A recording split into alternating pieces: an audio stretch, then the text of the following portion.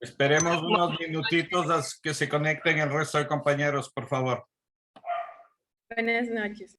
Buenas noches, compañeros. ¿Me confirman si es que se me escucha, por favor? Sí se te escucha, perfecto.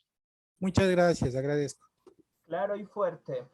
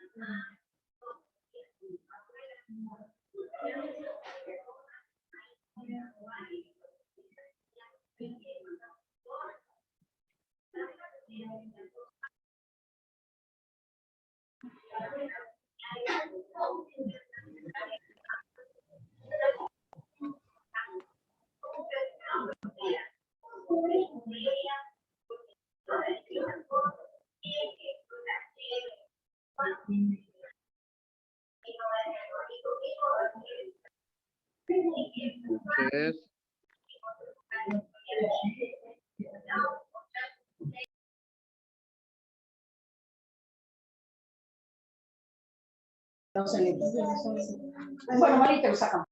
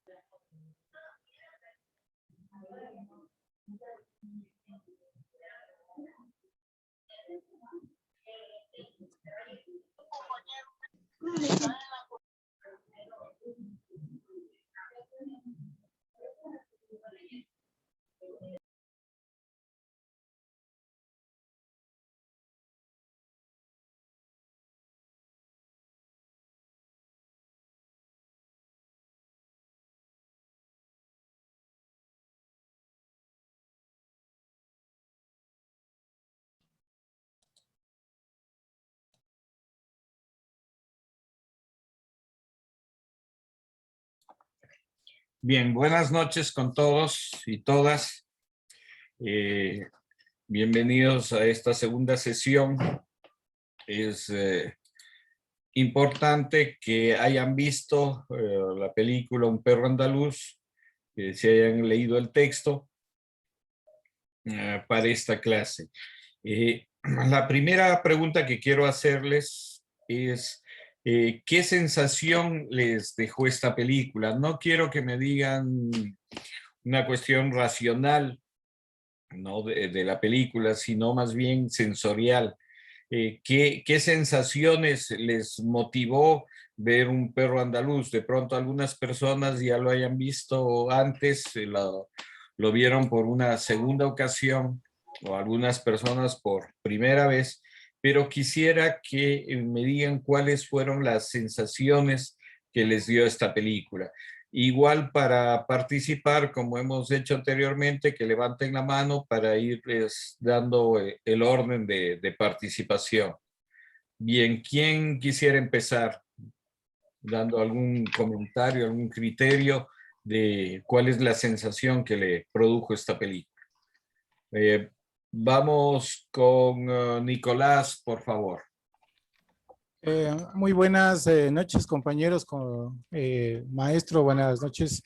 Bueno, yo le vi la película por primera ocasión, le tuve que ver 3 veces porque me dejó un vacío dentro de mí mismo, ¿no? Porque no engranaba algunas de las escenas pero después me fui dando cuenta de lo simbólica que era, ¿no? Entonces me dejó a mí una cuestión de vacío, o sea, de decir, o sea, a ver, vamos a ir poniendo las imágenes en orden y vamos a ver si es que le encontraba lógica, pero no, o sea, no. Y eso digo, yo sentí un vacío en el cual me toca investigar mucho más para poderlo entender. Entonces, ese es lo mío, un vacío que me dejó. Bien, gracias, Nicolás. Vamos con Sara Montaño, por favor. Buenas noches con todos y con todas. Bueno, igual que mi compañero Nicolás, es la primera vez que veo esta película. Y la primera escena de la navaja en el ojo lo que me causó fue incomodidad. Es una escena un poco fuerte de ver.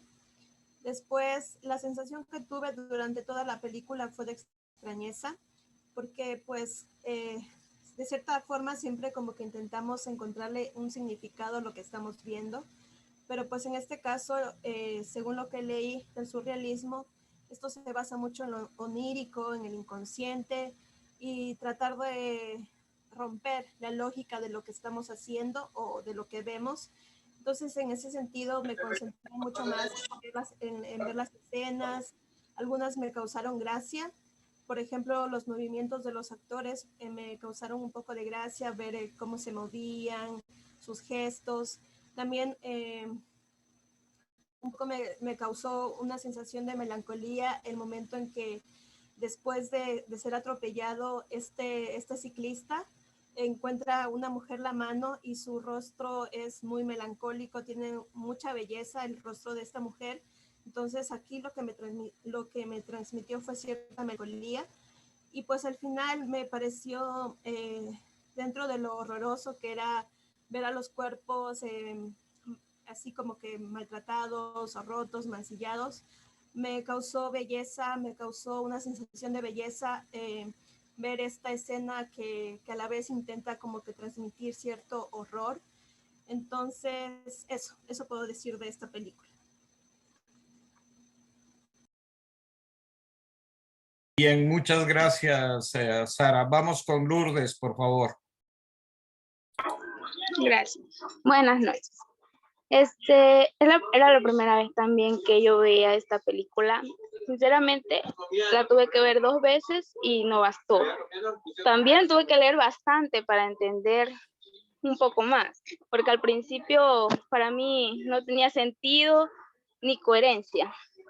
Y también había muchas escenas que no la hallaba lógica y eran un poco traumantes para mí.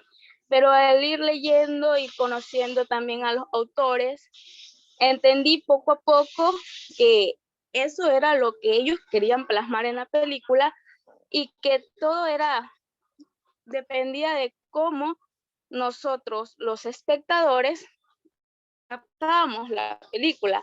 Entonces, por lo que ellos la película la hicieron dependiendo de lo que soñaba, más allá de la lógica. Entonces, me pareció muy interesante, muy interesante. O sea, después pude entender mucho más y al final me gustó mucho la película y en verdad es como que una de las mejores que haya visto, aunque al principio de verdad les soy sincera que se me fue muy difícil entender y realizar los deberes. Recién en antes me puse a hacer de toda la semana porque de verdad me encantó. Ya es eso. Bien, gracias. Vamos, por favor, con Kevin.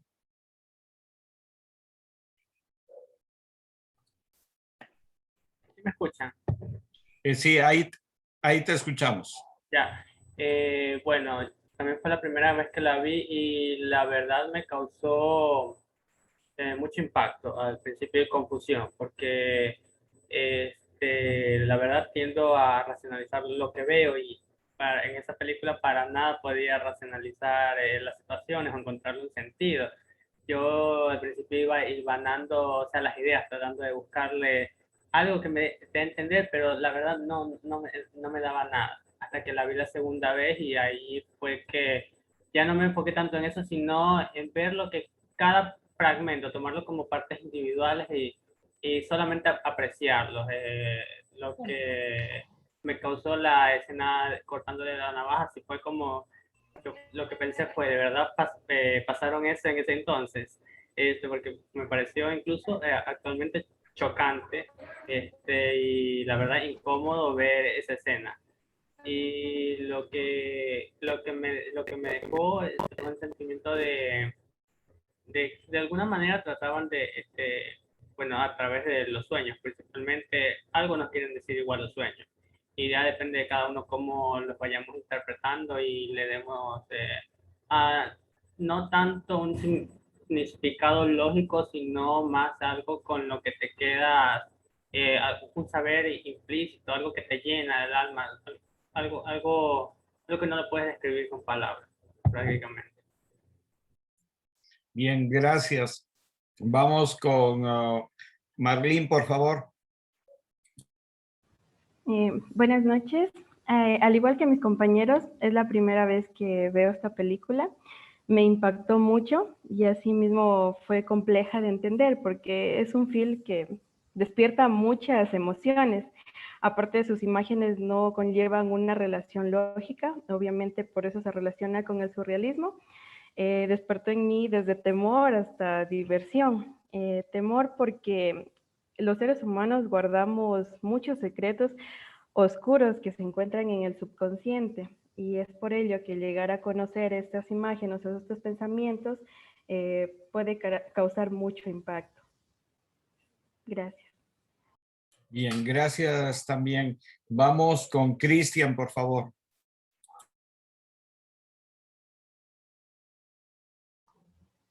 Bueno, en mi caso, para mí no fue una película complicada de ver. Yo sí le hallé sentido, dirección, encontré la línea de la historia, el ciclo de la historia, en dónde empezaba, en dónde terminaba, cómo transcurría. Creo que para mí eso no fue tan complicado, no fue muy complicado eso. Lo que me recuerda a dos cosas que siempre he pensado, ¿no? La primera, alguna vez, ¿no? Cuando pues yo considero que los artistas siempre están buscando la forma de ser una rareza, de ser algo que está fuera de la ecuación, fuera del molde, y todos andan buscando lo mismo en tal forma que si todos somos diferentes terminaremos siendo iguales y terminamos siendo iguales. Y claro, para mí lo más chocante que me he dicho alguna vez fue cuando me dijeron que yo no soy una persona rara ni diferente, sino que soy extremadamente común, ¿no? Entonces, ese tipo de cosas. Y otro, no sé, creo que también es efecto de la carrera que estudié, el siempre encontrar relación, aunque parezca no haberla, encontrar una relación entre una cosa y otra. Creo que a muchos se les hace extraños como nosotros podemos ver unos negativos de acetato y podemos darnos cuenta en qué parte del cerebro fue tomado ese corte, en qué parte del pulmón, todo eso, porque no tenemos esa predisposición de poder hallar relaciones, de poder hallar conexiones en donde parecen no verlas, así que no nos es complicado ver este tipo de, hallar algún tipo de sentido, dirección, ciclo, significado. No, el tema de la primera escena con el ojo cortado realmente no fue algo que me sorprenda. Lo que sí me llevaba a un pensamiento de qué hubiera pasado si se incluyera en una película de ahora y obviamente poniéndome a pensar que la gente hubiera preferido ver que sea el ojo o sea, sea un hombre cortándole el ojo a otro hombre, porque habría muchas más críticas si se presentara en una película, en un video de ahora, en donde de la misma manera un hombre le corte el ojo a una mujer. No sé, pensaba eso, que en estos tiempos sí habría muchas controversias. Pensaba también en el tema de la actriz, el valor que tuvo para hacer todo este tipo de poder hacer esta producción, poder participar, ¿no? Por muchas cosas, ¿no? El tema del acoso que manejaba, el tema de cambios de pareja y demás cosas, ¿no? Y también pues leyendo el tema del cine surrealista, ¿no? Me parecía también, recordaba una frase de Bart Simpson que decía, no hay nada más moderno que hacerse llamar moderno. Entonces, veía a los surrealistas de la misma manera. O sea, un grupo de vanguardia que era vanguardista porque se hacían llamar un grupo vanguardista. Porque ellos hablan, ¿no?, de, que, de la libertad y de que los sueños están desconectados de la realidad y son libres cuando, bueno, si tú estudias el sueño, en realidad no es nada de eso. No creas tú nuevas imágenes, no creas tú cosas diferentes. Los sueños están basados en la memoria y tú lo que ves en un sueño es algo que viste en algún momento de tu vida, simplemente que durante el sueño lo volviste a tener en conexión. Y de hecho, las pesadillas, los sueños vívidos, que son los que se supone, se considera de donde se originan las fobias, que se considera que se suponen los más libertarios y más reales, en realidad suceden durante el sueño ligero, en donde, la mente humana todavía está conectada con la realidad y con la vigilia. Así que entonces es menos controlada, ¿no? Y más bien entonces no es totalmente libre e independiente, ¿no? Tiene sus preceptos de raciocinio y realidad, digo yo. Bien, gracias, Cristian. Vamos con Jason, por favor.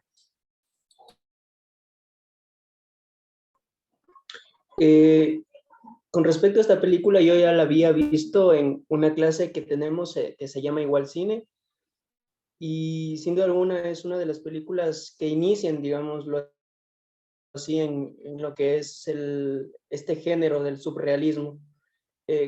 Lo que quiero acotar aquí, creo yo, es sobre el buen trato y el buen manejo de los primerísimos planos, porque aquí se aprovecha mucho, tanto, por ejemplo, cuando le cortan la mano, tanto cuando le cortan el ojo a esta persona. Entonces, es ese aprovechamiento y ese, no sé si será como el término correcto, no sé si el término correcto es ese oscurantismo que le introduce el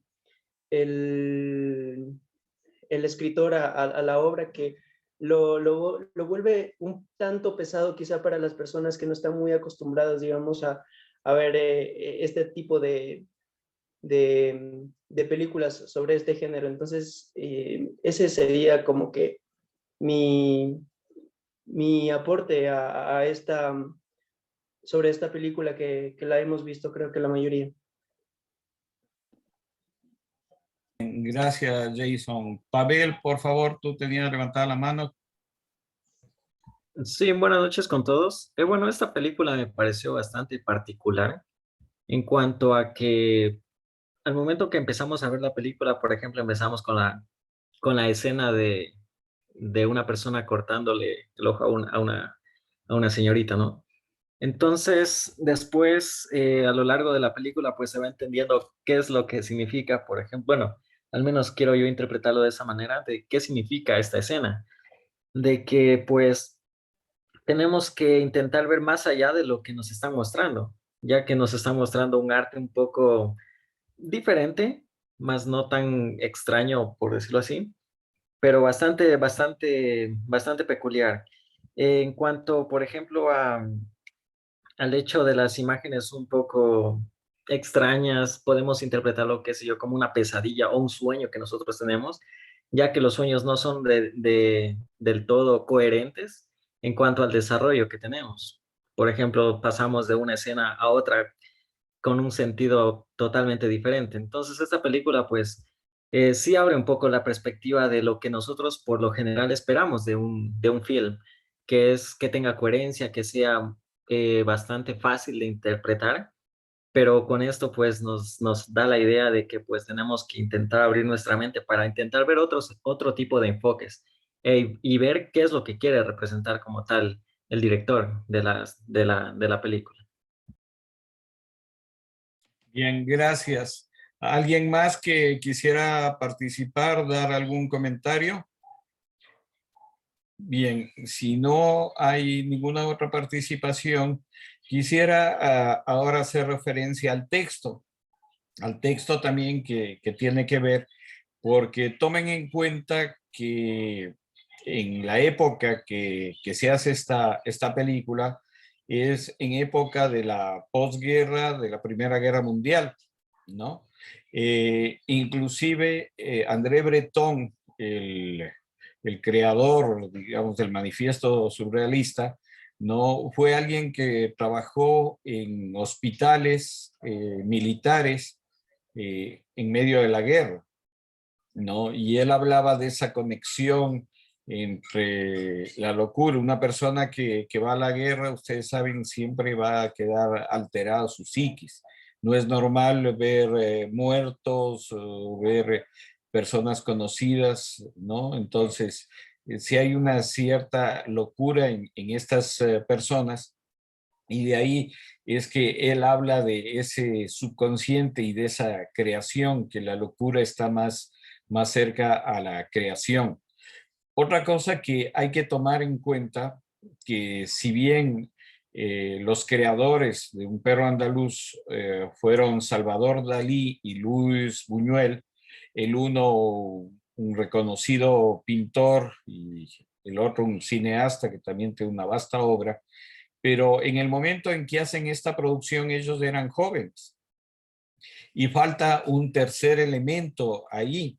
Ellos en su época de estudiantes compartían, si ustedes quieren, en la residencia universitaria con un tercer personaje muy importante, que es García Lorca, ¿no? Estos tres personajes son los que realmente dan forma a esto. Tomen en cuenta que el título de la película, Un perro andaluz, se refiere a alguien de Andalucía y el único andaluz de los tres era Lorca, García Lorca. Entonces, en esta película vemos la combinación no solo, digamos, del arte a través de las locuras de Dalí. Si alguien estudia un poco a este personaje y ve sus pinturas, ¿no? Él siempre se mantuvo en esta corriente del surrealismo. Sus pinturas son bien abstractas en ese sentido, ¿no? Y para mucha gente difíciles de entender. Otro aporte que está ahí es el de la poesía, ¿no? Lorca es un excelente poeta que murió en manos del fascismo español antes de la Segunda Guerra Mundial, pero también se ve el aporte de Lorca en esto, ¿no? Y es más, el título, Un perro andaluz, se refiere justamente a Lorca. Y bueno, Buñuel, una persona que después comenzó el español, que igual vivió después en Francia, perdón, y después con el advenimiento del fascismo en la Segunda Guerra Mundial, tuvo que irse a México, en donde hizo la mayoría de su producción, y después en Estados Unidos. Una de las películas para mí maravillosas que tiene él es Los Olvidados, que les recomiendo a alguien que quisiera ver la cinematografía de Buñuel. Bien, pero volviendo a lo del surrealismo y del perro andaluz, ¿cuáles son las referencias, ¿no? De las otras artes que ven ahí? O sea, yo ya les he dado algunos elementos, espero que también con el texto les haya ayudado. ¿Qué elementos o qué aportes ustedes ven en este film, ¿no? Y la trascendencia también, o sea, este es un film, como alguien lo mencionó, que es básico, digamos, en las escuelas de cine, pero yo no diría solo que es un film básico de las escuelas de cine, sino que es importante conocer este tipo de cinematografía, ¿no? Como cultura general para cualquier persona, ¿no? Es una película, yo diría, base para cualquier persona.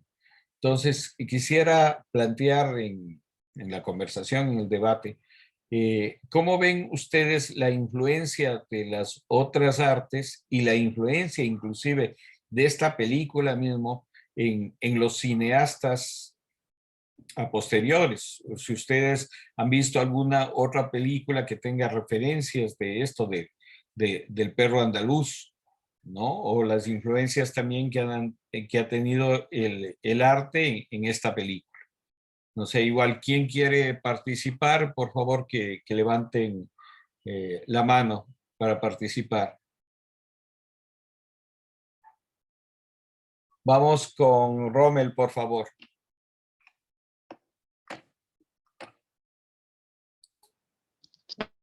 Bien, a mí lo que la película me recordó otra película a 8:30 de Federico Fellini.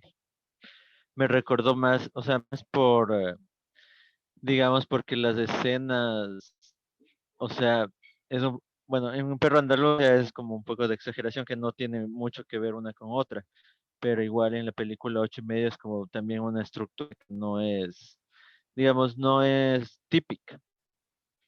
Y también hay algunas escenas que, o sea, que van por lo del surrealismo. No, no una película, o sea, 100% surrealista como El perro andaluz, pero digamos, me refirió cuando la estaba observando. Bien, gracias. Vamos, por favor, con Giovanni. Bueno, yo lo que veo aquí muchísimo es la pintura, ¿no? O sea, lo que era de Salvador Dalí, porque hay una escena en la cual existen dos burros sobre cada burro sobre un piano, pero primero se van desde los planos, a veces planos específicos y parten hacia un plano general, te da una connotación de que se estuviera explorando un cuadro, ¿no? Porque, por ejemplo, cuando sale primero se ve lo que afila la navaja, ¿ya? Y luego te abre una perspectiva de la persona que está afilando la navaja, ¿no? Y después, asimismo, parte de lo que él ve, ve la luna primero, entonces es como si estuviera viendo artes plásticas, pero en movimiento. Y el simbolismo que le pone a cada una de a cada una de las escenas es como un cuadro de Dalí, ahí se le ve la influencia clarito de Dalí, o sea, es como que él hubiera dirigido toda la parte fotográfica. Entonces, cada una de estas escenas, primero se le ve como algo que que no se está moviendo y después comienza a moverse. Entonces es un cuadro. Entonces tenemos ahí las cuestiones de las artes plásticas, ¿no? Cuando tenemos nosotros los cuadros, ¿cómo se llama? Específicos y vemos cómo sale de la mano, ¿cómo se llama? Los insectos. Entonces nosotros tenemos esa cuestión de la pintura prácticamente, ¿no? Y al final nos termina como las dos personas enterradas hasta la mitad y que están con insectos, ¿no? Y termina como un cuadro. Es prácticamente lo que tiene bastante influencias de las artes plásticas para mí, opinión en toda la cuestión de la película. Muchas gracias. Gracias también. Vamos con Bel, por favor. Sí, buenas noches con todos. Buenas noches, maestro. Bueno, las influencias que yo, como artista plástico que también soy, no solo veo en la cuestión del arte, sino también en la cuestión de la fotografía, en la cuestión de lo que también se estaba haciendo en ese momento en otras latitudes, por ejemplo, como Estados Unidos, y basándonos precisamente en influencias, la influencia directa yo creo que es la del surrealismo, por supuesto, porque con André Breton tuvimos lo que es el inicio del surrealismo como tal y se inició pues en el campo literario y desde ahí partió hacia otras ramas. Entonces, esta película me parece que es del 29 y el surrealismo nació, digámoslo así, en cuanto a lo que tiene que ver con el manifiesto en el 24. Entonces, yo creo que las influencias directas son literarias porque para la realización de esta película tanto Buñuel como Dalí, o sea, se basaron en un sueño que tuvo cada uno y a partir de eso, entonces, fueron armando todo lo que podemos ver en este cortometraje. Entonces yo creo que hay una influencia fundamental que es literaria, que es del surrealismo como tal. Eso para mí es. Bien, gracias. Sara, por favor.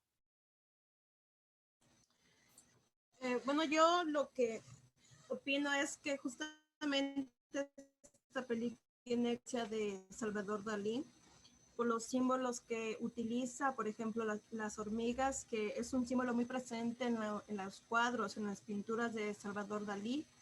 Lo mismo un reloj que casi muestra en la escena final. También la mariposa calavera, que me parece también es un símbolo que se encuentra en las pinturas de Salvador Dalí. Y también pues esta película se basa muchísimo en el psicoanálisis, porque es justamente pues el psicoanálisis el que estudia lo onírico, el inconsciente, la interpretación de los sueños. Y pues en esta película se puede ver justamente muchos, mejor dicho, es una película que hace apelación al mundo onírico, porque justamente todos los símbolos que no tienen lógica, que saltan de una escena a otra, que pareciera que no tienen relación entre sí, es justamente que se basa en el psicoanálisis y en la interpretación de los sueños.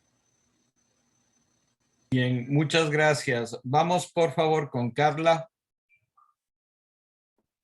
Buenas noches. Bueno, como para acotar, ya mis compañeros han dado una explicación bastante acertada.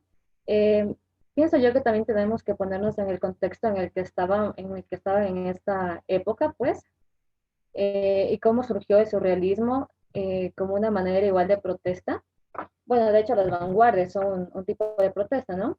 Entonces vemos pues principalmente la clara representación o abordaje de lo que es el mundo de los sueños específicamente. Y bueno, pues lo que yo también podría aquí mencionar es que en algunas escenas, por ejemplo, me gustó bastante esa escena en la que se puede ver en un libro una obra de Vermeer. Entonces, o sea, es como que aborda, no deja tampoco de lado lo que es las artes, digamos, lo académico, ¿no? Y pues, bueno, igual, o sea, podemos ver ese tipo de las escenas cortadas, un poco que no existe lógica en las secuencias. Igual esto es algo y elementos que se involucran que uno a simple vista pues no los entiende, hay mucha simbología. Bueno, eso es algo muy característico de lo que es la pintura surrealista específicamente. Eso para acotar. Bien, muchas gracias. Vamos con Andrés, por favor. Yo aportaría en que obviamente el surrealismo está inspirado directamente por el dadaísmo, dado que el dadaísmo empieza en 1916-17 y el surrealismo en el 24, cuando ya existe el manifiesto dadaísta, surrealista. Entonces hay clara inspiración de Hugo Ball, de Tristán Tzara y de los manifiestos dadaístas.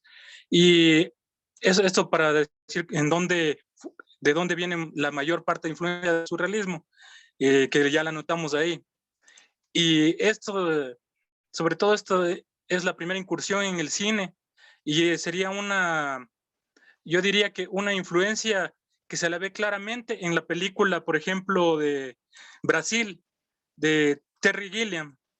Terry Gilliam, que es parte de Monty Python, de los mayores cineastas de Inglaterra, los mayores cineastas ingleses, sobre todo de comedia.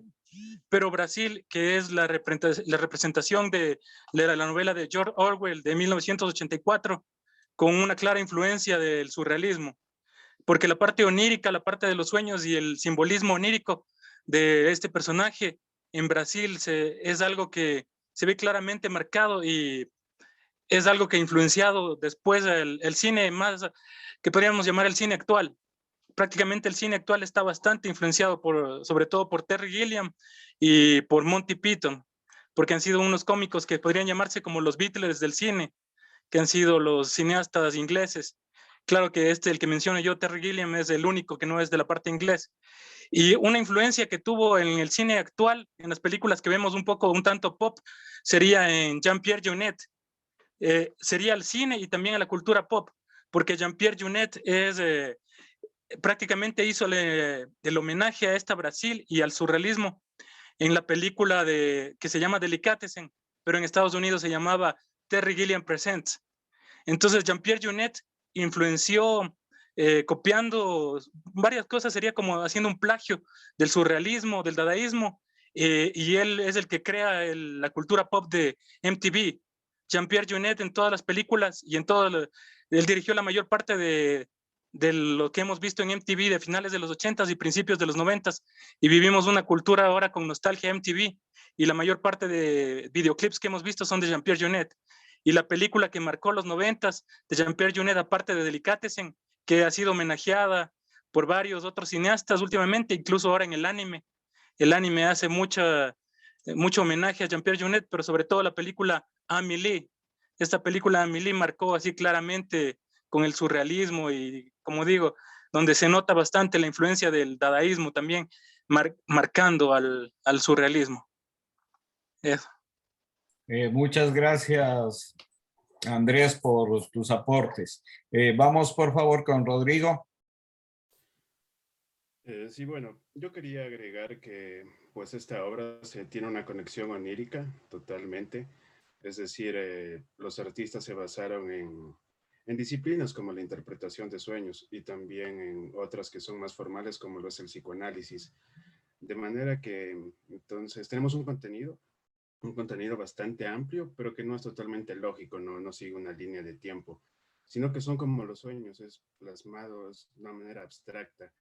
Estaba leyendo que en el momento que nosotros le damos un simbolismo, lo vemos de una manera subjetiva, de pronto se corta esa conexión surrealista. Bueno, también debo agregar que el movimiento surrealista era algo político, era un movimiento político, pero no en el sentido político formal, sino hablando en un sentido orwelliano. De igual modo lo era Salvador Dalí, que cabe destacar que fue expulsado del surrealismo. Estaba viendo en realidad las razones por las que se lo expulsó. Y una decía, bueno, fue por André Breton, fue el que lo expulsó. Decían que de cierto modo él le tenía envidia, de pronto porque Salvador Dalí había superado a los surrealistas o porque su imagen vendía. Tal vez la imagen física de André no era la adecuada o de pronto tenía un poco de envidia, pienso yo, pero bueno, vale recalcar ese punto de que Salvador Dalí fue expulsado de los surrealistas. Y bueno, y eso. Bien, gracias Rodrigo también por tus aportes. Ya mismo se corta la conexión en un minuto. Por favor, les pido que en cuanto se corte nos volvamos a conectar para tener la segunda parte. Quiero presentarles un documental, ¿no?, que vamos a analizar. Una cosa importante que hay que entender es que los surrealistas y todo este movimiento vivía en Francia, que a comienzos del siglo XX fue la capital de la cultura, la capital mundial de la cultura y del arte.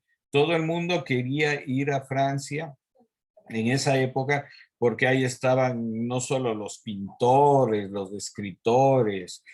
Picasso, donde hizo la mayoría de obras, fue igual en Francia, ¿no? Entonces, realmente París, comienzos del siglo XX, fue la capital mundial